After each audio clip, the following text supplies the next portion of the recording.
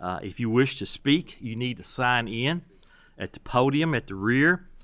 Testimony is up on the discretion of the chair based on time restraints and information already presented.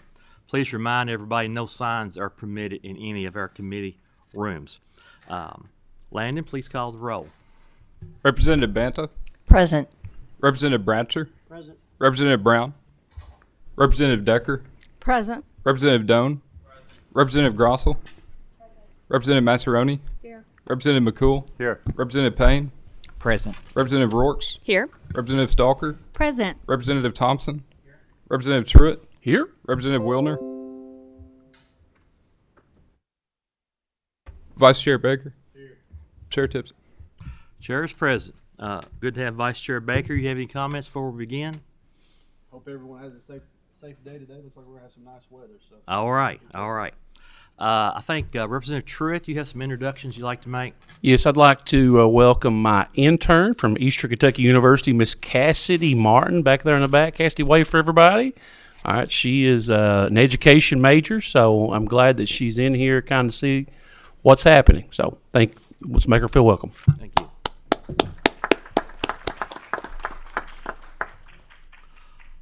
All right. Any other members have any introductions they'd like to make? Our first bill is going to be House Bill 305. Representative Ken Fleming, if you'll come forward now. Please identify yourself for the record, then I will administer the oath. Ken Fleming, State Representative with the 48th District, covers Jefferson and Oldham County. Please raise your right hand. Do you swear or affirm the testimony you're about to give is the truth, the whole truth, and nothing but the truth, so help you God? I do. All right, thank you. Representative Fleming, please proceed. Thank you, Mr. Chairman and members of the committee. I just wanted to cover House Bill 305, and this is an outshoot of House Bill 200 that we passed and was signed into law in terms of generating and helping out healthcare work shortages throughout the Commonwealth in a broad spectrum of professions, including mental health and other areas. One thing that came out in my conversation with the CPE and Dr. Sizemore, there was a significant,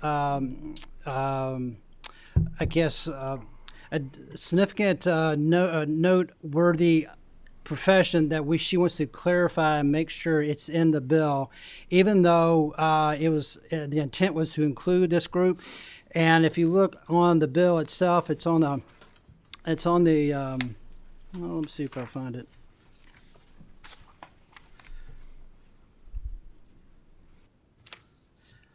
Well, if I get the right page. It's on the second page in the back. Basically want to include and clarify physician assistants as well as dietitians. And there was a pretty big need in those two particular professions, particularly when it comes to the rural parts of the state. There are quite a few issues when it comes to looking at Medicaid, particularly when it comes to diabetes, and having dietitians out there in the marketplace more. It's going to be really important. In fact, it's been about 55% of the dietitians that apply for internships has declined over the past couple of years. That's a significant hit. Second. Thank you.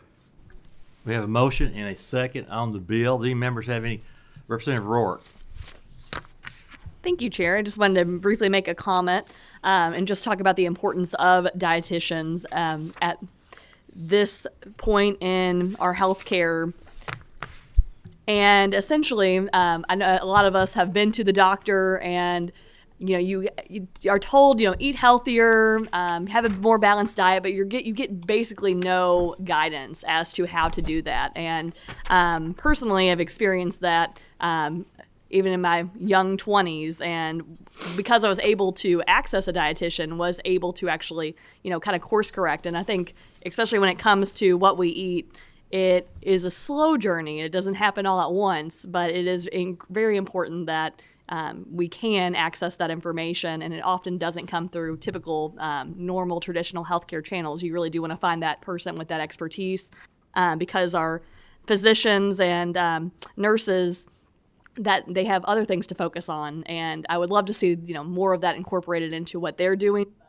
Can't overstate how important it is to have someone with that expertise. So I'm glad to see that this is going to be added and included. Thank you. Seeing no other members asked to be recognized, Landon, please call the roll.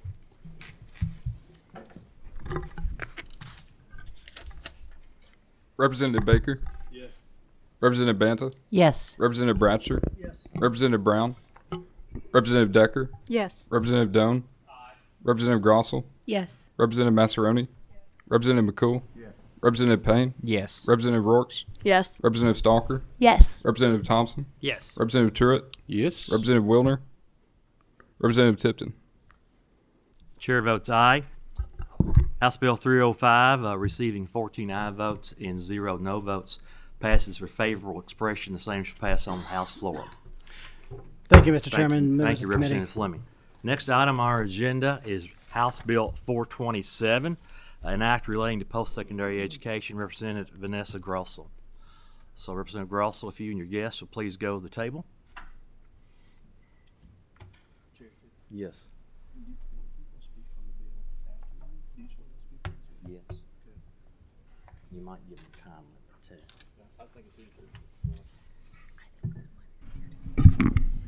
Okay. All right, please make sure your microphones are on and pull close to you. Identify yourself for the record. Thank you, Mr. Chairman. Good morning. I'm Vanessa Grossel, State Representative of the 88th House District, representing parts of Fayette and Scott County. I'm Travis Powell, Senior Vice President for the General Counsel for the Council on Post-Secondary Education. Please raise your right hand. Do you swear or affirm the testimony you're about to give is the truth, the whole truth, and nothing but the truth, so help you God? I do. Okay. Representative Grossel, please proceed. Thank you, Mr. Chairman. I'm here today to present House Bill 427. This bill creates statewide transfer pathways of 60 credit hours to be overseen by the Council on Post-Secondary Education for Kentucky's most in high demand baccalaureate degree programs. Yeah, sure. So just to give you a little flavor on how this would work and what we're trying to accomplish with this bill. Let's say I'm a KCTCS student, nursing student, interested in transferring into a four-year institution to enroll in a Bachelor's of Science in Nursing. And so I take a 200-level, second-year level biology course on my way to obtaining my associate's degree. And then I arrive at an institution looking to transfer into that Bachelor of Science in Nursing course. And they let me transfer, and my credits transfer, but they say, well, that 200-level biology course that you took at a KCTCS institution, that actually doesn't meet our requirements for the BSN program. You're going to need to take our 200-level biology course instead in order to use that to transfer. We'll take your credits that you took at KCTCS as elective credits, but they won't count towards the major. And so essentially what this would do would prohibit that from happening in those high-demand degree pathways that we determine. We will just make sure that those first 60 hours that you take at any institution, whether it be a KCTCS institution or another four-year institution transferring into another four-year institution, that all those credits would transfer towards your major and allow that credit to be used to meet those requirements. Motion on the bill. We have a motion and a second on the bill. We do have some members with questions. I do have a question more directed toward Travis, toward CPE. And I've had some conversations with some of our higher institutions of education, particularly the 4 years. And I guess my question is, what steps will CPE will need to take to make sure that the rigor at, say, a dual credit course that's offered in a high school or at one of our community colleges is up to the same rigor and standards as a 4-year, so this will align? Okay. Well, I think, first off, the first step in the process to identify what these high demand programs are going to be. Now, obviously, in some states that have done this, for example, Louisiana is in the legislation passed and they're in the process of implementing. I think their legislation had listed 40. We don't have a number here, which I think is good because, we need to start off with some of those programs that are high demand. and really focus on those first. So once we identify what those programs are, we'll have to map out the curriculum in each one of those programs for all our institutions, our 4-year institutions and our 2-year institutions, to see what the alignment is. And so that process is going to involve working with faculty from both KCTCS campuses as well as the 4-year institutions. I mean, there's no way that we would be able to do this without their input and review. Dual credit courses now are college courses. Those are courses that are conferred for college credit. So they should, if the institutions are conferring credit for those dual credit courses now, they should have the same level of rigor and input that that the courses that are taught on the campuses have. And so, we would leave it up to them to ensure that happens. So if a credit is conferred by a public institution in Kentucky, then it ought to be at the level of whether it's dual credit or anything else. If it's conferred by that institution, it should be at that same level. And if I'm reading correctly, this bill passes, this program would not start to July 1 of 2026, correct? That's correct. And I've heard some comments, too, from some of the institutions on the quick turnaround time with this, and that's something that certainly could be addressed potentially in a floor amendment, I think. But if it were to stay the same, we would, since we don't have a number here, I think we would start small, pick a couple programs that we could focus on early, really work those through. I think we could be successful in getting those done by the July 1st deadline and a 26th deadline, and then we would work towards building out from there. I mean, just like anything else, once you get your first couple under your belt, the process will go a little bit quicker, but, we wouldn't bite off more than we can chew early in order to meet the deadline. I have a question from Representative Payne. Thank you, Mr. Chair. Do you mind to explain the process of how a degree qualifies as a high demand area? We'd have to, just in complete transparency, we'd have to figure out what that process would be. I can tell you that there's two pieces that we would look at. We would look at, number one, at workforce demand, and number one, student demand too, and just look across the institutions to determine, which programs have the highest level of enrollment. I think we'd probably start there. And I think our institutions do a really good job of aligning the workforce needs. So I can't imagine that the highest enrollment programs are one that have the least need. So I'm sure that's already in alignment when we talk about the ones that students really want to take. So I'm mainly looking at student demand and workforce demand. But, I think the first step would just be to map out which programs have the highest enrollment across all the systems, and also which ones are we seeing the most transfer students in. Mm-hmm. I have a question from Representative Bratcher. Thank you, Chair. Hey, thank you for your presentation. Just had a question about, you have high school students taking dual credit right now. 25% of KCTCS or more is from high school students. So when the high school student graduates high school with a lot of college credits, some of those credits they can or can't use. Can you expound on that or explain how we can address this issue that we're paying for dual credit courses for them in high school so they can get out quicker, but then they can't use the dual credit courses? Well, actually, there's a couple things I think to think about there. Number one, I think this bill would help that, because if that course that they're taking is in that pathway, I'll use the nursing example as again, if a student in high school and they know they want to be, go on to the RN to a BSN program, that pathway would exist, and they would know what courses they're taking in those dual credit courses in high school to know whether they transfer in that pathway. And if they complete that course, it would have to transfer to the KCTCS institution and the 4-year institution when they do transfer there. So that would help with there.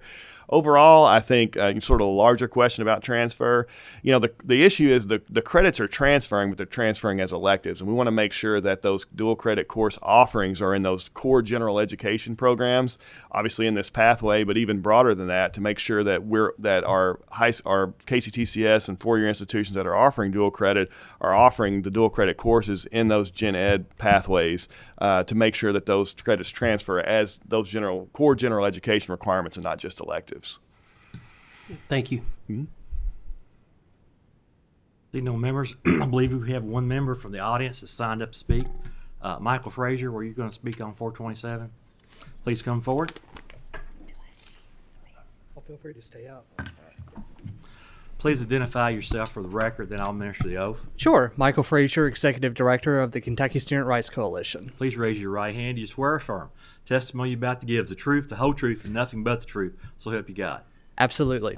Please proceed, Michael, and if you could Sure, I want to make this short and sweet. On behalf of the Kentucky Student Rights Coalition, we are excited about this bill, and we support Representative Grossell and CPE coming together to ensure that students have the best path forward to be able to transfer and be able to ensure that the credits that they take do count for meaningful aspects of their degree and to get them out sooner. As said in our first meeting, that in post-secondary education, we're trying to get back to the 4-year degree. We're currently on a 6-year degree model, and that number, thanks to the leadership of Dr. Aaron Thompson, also Mr. Travis Powell, has been coming back to a shorter degree program to ensure that our students are paying less, ensuring better affordability for our colleges. We do have a few concerns about the bill, but after talking to Representative Grosso, we appreciate her time for this for clarification, and we are in full support of the bill. Thank you. Thank you. I see no one else is asked to be recognized. House Bill 427 has received a motion and a second. Landon, please call the roll. Representative Baker? Yes. Representative Banta? Yes. Representative Bratcher? Yes. Representative Brown? Representative Decker? Yes. Representative Doan? Aye. Representative Grossell? Yes. Representative Massaroni? Yes. Representative McCool? Yes. Representative Payne? Yes. Representative Rourke? Yes. Representative Stalker? Yes. Representative Thompson? Yes. Representative Truitt? Yes. Representative Wilner? Representative Tipton? Chair votes aye. House Bill 427, having received 14 aye votes, 0 no votes, passes with favorable expression. The same should pass on the House floor. Thank you. Thank you, Mr. Chairman and committee. Thanks. Okay, I will now turn the chair over to Vice Chair Baker.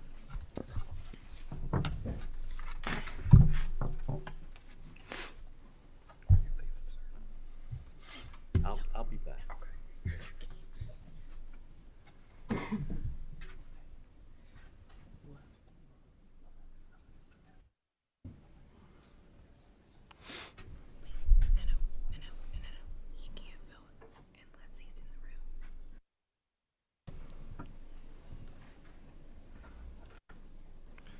Good morning, Chair Tipton. Good morning. Would you please identify yourself for the record? James Allen Tipton, State Representative, House District 53. Okay. Please raise your right hand. Do you solemnly swear to tell the truth, the whole truth, and nothing but the truth, so help you God? I do. Okay. Members, there's a committee sub in your packet. Motion by, and a second by Bratcher. All in favor say aye. Aye. All opposed, like sign. House Committee Sub 1 is adopted. Representative Tipton, if you could, please explain the bill as amended by Committee Sub 1. Thank you, Mr. Chair. I'll first kind of explain the reason for the sub, and I think it'll really help explain the purpose of House Bill 424. On page 1 of the original bill, there was language that would allow in lieu of receiving tenure, an institution could offer an employment contract of up to 6 years. It was suggested to me that we really need a definition of tenure. I looked at maybe I found one state that had a definition, asked for some advice, and I'll be honest, I really could not come up with a good definition for tenure that I felt comfortable putting in statute. I felt like it was best to leave that definition up to each individual public post-secondary institution to define tenure on their own campus, because this bill is not about tenure. This is about employment contracts. And essentially what House Bill 424 does, as amended by the committee sub, it sets up a process, and you may see there are 3 different sections of statute that this bill, it may seem repetitive. The reason for that is one section of the statute deals with our comprehensive universities in KCTCS. The first section, Section 230, deals with the University of Kentucky, and Section .830 deals with the University of Louisville. That's why it's repeated 3 different times. It's essentially the same message in all 3 of these sections. It would delegate. It would also specify that on line 1 it says may appoint a president, and this is referring to our comprehensive and our KCTCA system. So they shall appoint a president, and it does state that any faculty member, employee appointment, and removal decisions may be delegated to the president in accordance with policy adopted by each board. This would require each board of regents of each public post-secondary institution to establish a process and a policy on performance review. It would have every faculty, including the president, to go through a performance review every 4 years. And I think one of the important things to remember here is this could result in a termination of employment based on this performance review. Currently, it says in statute that someone could be removed for incompetency, neglect of or refusal to perform his or her duty, immoral conduct, and the language that's added is or failure to meet college or university performance and productivity requirements as determined in accordance with subsection 2 of this section. This would allow our universities, our colleges, to go through a process. We have a lot of great faculty members at our public institutions across the state, but unfortunately sometimes in every institution we may have individuals who are not doing the job they need to do, and there may be reasons that it's in the best benefit of a university to be able to remove an individual. So this just sets up a process that makes it very clear about how this would work. I'll be happy to entertain any questions, Motion Mr. on the Chair. bill. Okay, we have a motion and a second, but we do have a few questions. I saw row arcs. I don't know.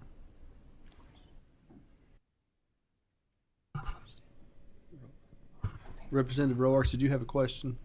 Okay, were there any other questions? Did we miss any others? Okay, Representative Roarks, you may proceed. Thank you. My question comes from it. Does the bill's spirit, does it come from the universities needing a clearer pathway to hold staff accountable, to hold faculty accountable, and if a faculty member were to opt out of a 6-year opt in for the 6-year contract, but was later let go, would the university be responsible for paying out their contract? First, the committee sub removed that language about offering the option of a 6-year contract. The language now says that it'd be a 4-year contract. And the spirit of this is we ask our universities, we fund our universities with public dollars, with taxpayer dollars. We ask them to be efficient. We ask them to be effective in the work that they do. I'll give you an example. I'm familiar with a story where a university had a program. Of course, they had a professor to teach that program. It came to a point in time they no longer had any students in that program. Guess what? That faculty member, that professor, was still on staff. Now, is that an efficient, is that an effective use of our taxpayer dollars? We're asking universities to be as efficient as they can. That's just one example. I've heard of other examples where it is currently very difficult for a faculty member to be removed. I know that one institution just did that. They anticipate a court case on that. I know another institution 2 or 3 years ago had over 200 pages of documentation. They got to the Board of Regents, and for whatever reason, the board did not approve that plan. So it's a very difficult process. This is about providing universities the ability to do what's best for the university, to do what's best for their students, and be more responsive to the taxpayers and citizens of Kentucky. I see no other questions. Chair Tipton, if you mind taking a seat back, we have a few people who have signed up to speak on the bill as well. We'll call you up one at a time, but we will have a 3-minute time limit just to make sure that we give people other time to get to their next committees. First up is Will Warner.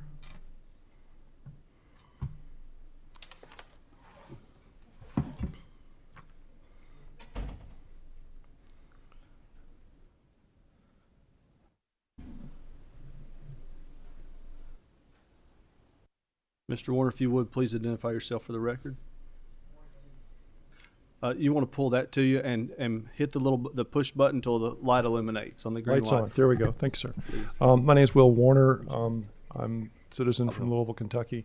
I'm not speaking specifically about this bill, but there was a statement I wanted to make before the committee. Okay. If you would, please raise your right hand. Yes, sir. Do you swear to tell the truth, the whole truth, and nothing but the truth, so help you God? Yes, sir. Okay. Please proceed. Chairman Tipton and members of the committee, thank you for allowing me to speak this morning. Before I start my remarks, I want to offer my sincere condolences if you or any of members of the committee have family or friends who died in the floods lately, and I also want to hope that everybody recovers from this situation. In Plato's Phaedrus, Socrates talks about how in ancient times people could hear the truth even if it came from a tree or a rock. But he knew that for young Phaedrus, and by extension other modern people, like us, hearing the truth is not enough. We also need to know who is speaking and where they came from. As you can see, I'm an old white man. I grew up in Louisville, went to Louisville public schools. I've always been good at math and was selected for advanced math classes.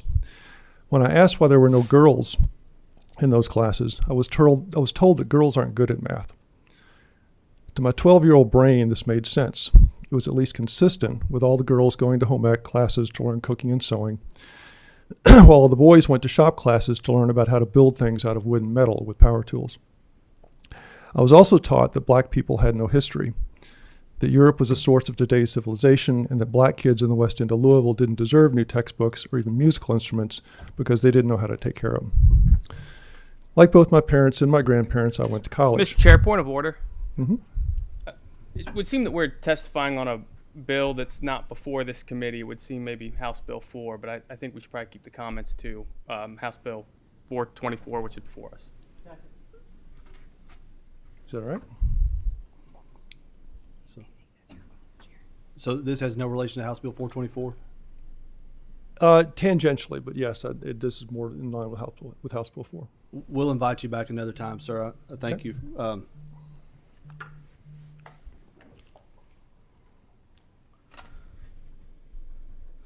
And I apologize. I may butcher a few names here. Julie Shasesky. Please correct me there. When you identify yourself, I'll know how to say it from now on. Please state your name and identify yourself for the record. Good morning, and that's fine. It's Julie Szewski. I'm associate professor at Murray State University. Wonderful. Julie, please raise your right hand. Do you swear to tell the truth, the whole truth, and nothing but the truth, so help you God? I do. Okay, thank you. We have 3 minutes. Julie, we'll restart our timer here. All right, thank you so much for letting me speak today. And I'm speaking personally, not on behalf of my university. I'm very concerned about the effects of HB 434 on Murray State University. I'm a fairly recently tenured faculty member myself. The process of tenure is a rigorous one. Years of evaluation and feedback from my peers and administrators about my teaching, my service to the students and the university, and my scholarship. I oppose HB 434 because it would deeply complicate and confuse the process of teaching and running the university. I think the process is, as laid out, very arbitrary and would therefore harm student learning. The performance and productivity measures in particular concern me, as those could be implemented in a really arbitrary manner, and many of those factors would be outside individual faculty control. Removing tenure protections removes protections for faculty to conduct research and teach free from outside influence. This risks undermining the reputation of Kentucky's public higher ed system and puts student success at risk. Murray State, in particular, as all of our institutions, need to recruit and retain high-quality faculty in order to continue to offer our students an excellent education that prepares them for their future. HB 434 puts this in serious jeopardy, and I'm asking you to oppose the bill. Thank you very much. Thank you.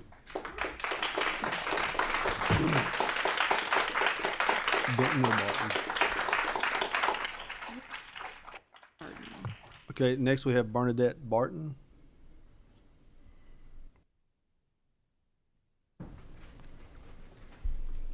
Ma'am, if you would please identify yourself for the record. Hello, my name is Bernadette Barton, and I'm speaking as a private citizen, but I'm also a professor at Morehead State University. Okay. If you would please raise your right hand.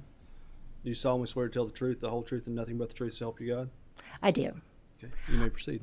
Thank you. And thank you, everyone, for your service, and good morning. I am here to speak. Is it 424 or 434, this bill? 424. 424, okay. I oppose 424. And I would like to talk about how important it is to protect the integrity and the value of our institutions. Morehead State University has served as a light to the mountains for first-generation college students from Eastern Kentucky since it originated in the late 19th century. what this bill would do is allow, it's like what I see is as a process of eroding tenure. And it would allow the board and the presidents to terminate faculty for possibly ideological reasons. Perhaps Chair Tipton does not already know that presidents can lay off faculty now whose programs have disappeared. But typically, presidents are brighter than that, and they decide, okay, if we eliminated this program, like at my institution, geology was pretty much eliminated. He took those faculty and he put them into other roles. So these are folks that have been vetted by the institution, that have gone through many, many, many reviews. And in fact, another point that I think the committee here may not be aware is that tenured faculty, including myself, who have been at the university for 25 years, we undergo annual reviews every year already. We are already evaluated. So as my colleague Julie discussed, House Bill 424 is going to affect our ability to attract and recruit talent, is also going to affect how the university is perceived in the community in terms of relationships with businesses. So MSU is not just about the faculty and students and staff, which of course is super important, but it's also about connecting with local community members. So I encourage you, please, to oppose 424, to support our institutions of higher learning, and to not dim the light to the region of Eastern Kentucky. Thank you very much.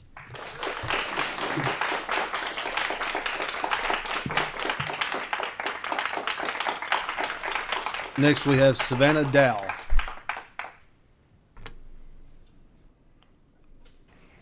Okay, Ms. Dowell, if you would, please identify yourself for the record. Hello, my name is Savannah Dowell. I am a current junior at the University of Louisville, and I am also speaking today personally and not on behalf of my university. Okay, please raise your right hand. Do you solemnly swear to tell the truth, the whole truth, and nothing but the truth, so help you God? Yes, I do. Okay, you may proceed. Thank you. Thank you for allowing me time to speak in front of you all today on House Bill 424, which appears to be popular among this body. May I ask Representative Tipton a question? He will come back to speak later, and he's welcome to address that question at that time if he so desires. Gotcha. Okay. Well, then I'll just proceed. I was happy to hear more deliberations on this bill just a few minutes ago, especially to understand better the logics behind it. I can't help but see that the reasons behind these institutional and legal barriers to tenure in our academic institutions are rooted in a major misconception about said institutions.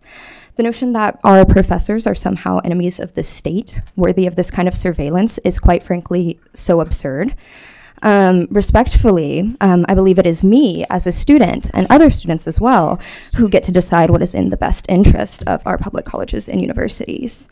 As a tuition-paying student, I, not this legislative body, get to determine what is best for the institution that serves me. Tenure is already a rigorous process. One of my closest advisors is undergoing that process right now, and it's taken countless hours of her life, and she has received fruitful student feedback during this process as well. Tenure is essential to maintaining the academic status and integrity of our institutions. Faculty are already leaving our institutions under an increasingly hostile political environment, and further barriers to tenure would deter the highest quality faculty from seeking employment here in Kentucky.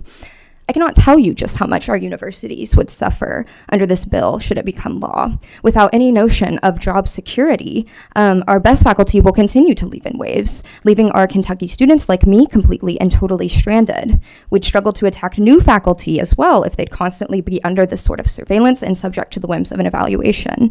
Like Bernadette stated, they already undergo. Ultimately, not only faculty suffer, but the students too. Higher education in Kentucky is already in a state of crisis. Costs are going up, our faculty are leaving because we cannot offer them enough. Our best and brightest students are going to schools in other states. I will tell you, I regret it every day going here. This bill will not only further perpetuate this state of crisis and contribute to the brain drain we've been struggling with for years. It is precisely because of efforts like these that will further detriment our student populations. Ultimately, the logics behind this bill are rooted in the idea that our public institutions are indoctrinating our students.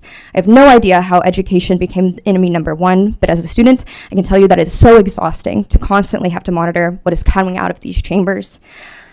As a student, I can assure you that this myth of indoctrination could not be further from the truth. I beg of you, do not succumb to the political propaganda that is spouted by the Heritage Foundation and Ms. other Dow, groups. Our time is up. Thank you so much for coming. To Thank share your you. thoughts on this bill. I urge you all to cut the government overreach out and leave higher education to higher education. Next.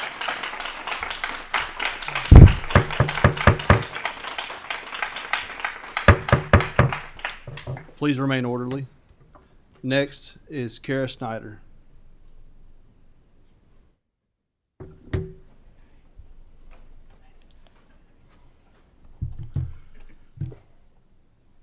Please Good identify morning. yourself for the record. Great. Good morning, everybody. Hi, my name is Kara Snyder. Thank you so much for being here to hear us today. Okay. Please raise your right hand. Do you solemnly swear to tell the truth, the whole truth, and nothing but the truth, so help you God? I do. Okay. You may proceed. Thank you. So I'm going to speak to 2 points. My colleagues already made several great ones. I'm going to say that this bill would introduce unnecessary inefficiencies in a system that's already working very well. And the second point I'll make is that tenure is good for the Kentucky economy. And that's something that I think all of us, we share our interest for that. So first, the inefficiencies. So I am a faculty member at the University of Louisville, but I'm here speaking as a private citizen. And I have been undergoing 13 years of work towards tenure since, undergrad. So many years of doctoral work and then, annual reviews as a faculty member, which my colleagues already talked about, that these processes are already in place. My productivity is monitored and evaluated by peers. This is really an unnecessary use of government funds and overreach. And so I hope that you all agree that that overreach is not something this body wants to be putting forward. The processes are already in place. And for the second, I want to talk about why tenure is good for the state of Kentucky and the Kentucky economy. So I'll talk about a colleague of mine, Dr. Thomas Johnson, who is a professor of chemistry at the University of Kentucky.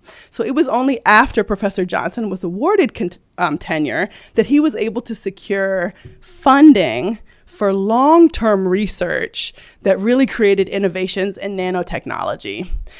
So what tenure does is it gives you security to pursue ideas that require long-term, potentially high-risk activities. And in this case, Dr. Johnson's research has really paid off for the state of Kentucky. It has led to job growth, to collaborations with local companies, to efficiencies in energy, and all of that was possible thanks to the tenure system. We do not want to eliminate a system that is doing so much more good for the state of Kentucky and our citizens than it is doing any potential harm. So I'm asking you to please vote no to Bill 424, 424, yes, to vote no to 424, to eliminate unnecessary inefficiencies, and to do something that is good for the state economy and the citizens here. Please vote no. Thank you.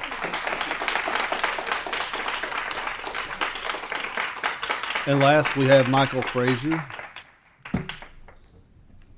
Michael, you've already been sworn in, but if you would, please go ahead and introduce yourself for the record. Sure. Michael Frazier, Kentucky Student Rights Coalition. Okay, you may proceed. Sure. So in Kentucky's post-secondary institutions, our enrollment for the past 10 years is a negative 20.74% decline in enrollment of Kentucky low-income black female students, negative 46.47% decline in enrollment of Kentucky's low-income black male students, a negative 39.56% decline in enrollment of Kentucky low-income students across the board, 11.4% decline in enrollment in low-income underrepresented minority students, include black, biracial, Latino students, a 23.23% decline in enrollment in Kentucky low-income black and biracial students, and a 16.8% decline in enrollment of adult non-traditional students. So we've heard some things today that are some truths. There is a crisis in higher education. The status quo cannot remain. And particularly when we look at the status of tenure, we've heard 2 sides of the tale in some of the testimony here that enrollment and also stagnation must be perpetuated. Well, in tenure, there is a concern for academic freedom, but within this bill by Representative Tipton, it closely guards the Supreme Court case law called Gassetti v. Garbo. where, yes, academic freedom must be protected, but your academic freedom does not protect stagnation within the professorship. So we do support this bill because it does closely protect academic freedom, and it also ensures that the status quo of higher education does not remain, because Kentucky's low-income students particularly have been disproportionately impacted by the stagnation of higher education.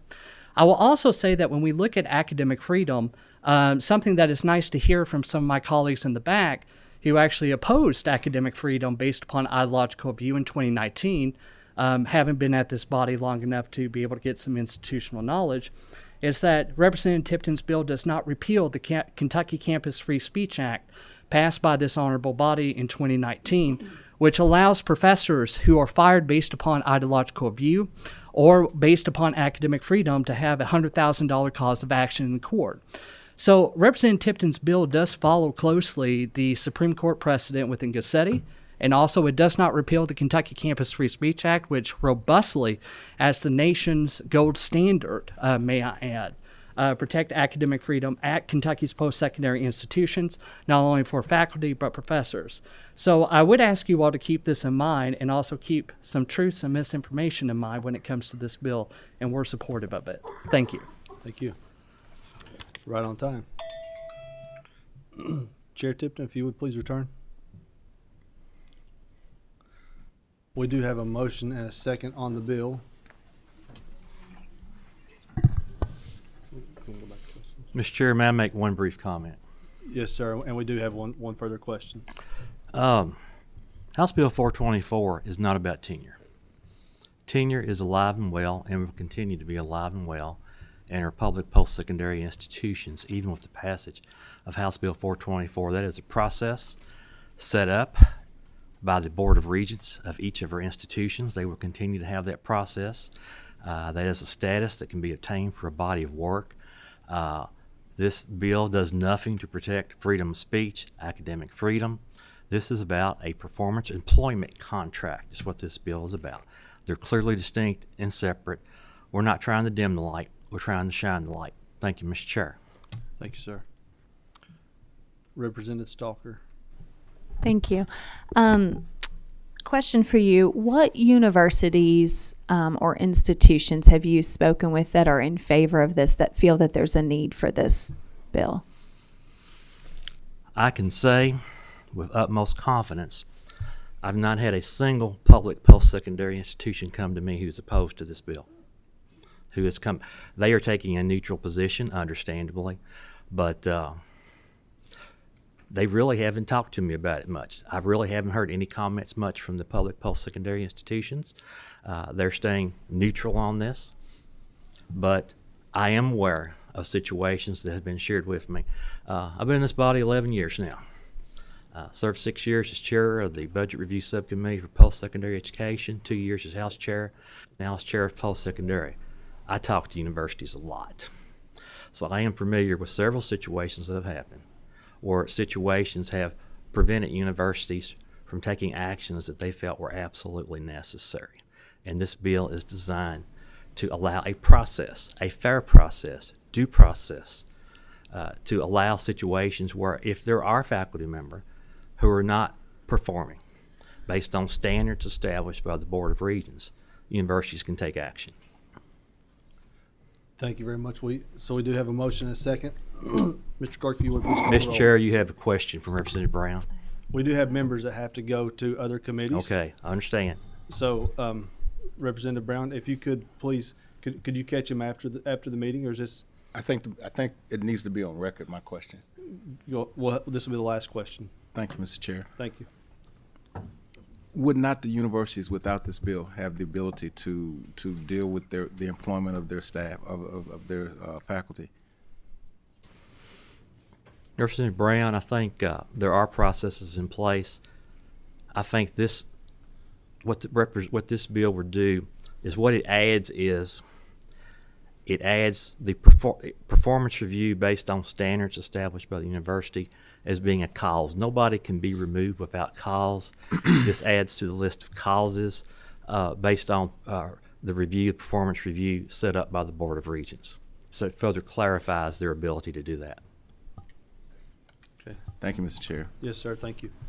Mr. Clerk, please call the roll. Vice Chair Baker, Yes. Representative Banta, Yes. Representative Bratcher, Yes. Representative Brown. Mr. Chair, may I explain my vote, please? Yes, sir. I have to vote against this bill. I think that the infrastructure that is in place at our universities in the Commonwealth of Kentucky would take care of addressing the needs that are expressed in this bill, and I don't think this bill is necessary, so my vote is no. Thank you, Mr. Chair. Representative Decker, Yes. Representative Doan, Yes. Representative Grossel, Yes. Representative Massaroni, Representative McCool, Representative Payne, Yes. Representative Rourke, Pass. Representative Stalker. I'd like to explain my vote, please. Chair. Yes, go ahead.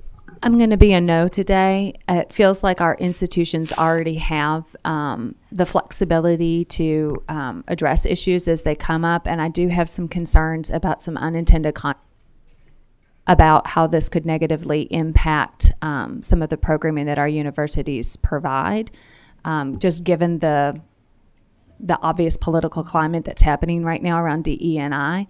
So for today, I'm going to be a no. Representative Thompson, Yes. Representative Thompson, Yes. Representative Truitt, Yes. Representative Wilner,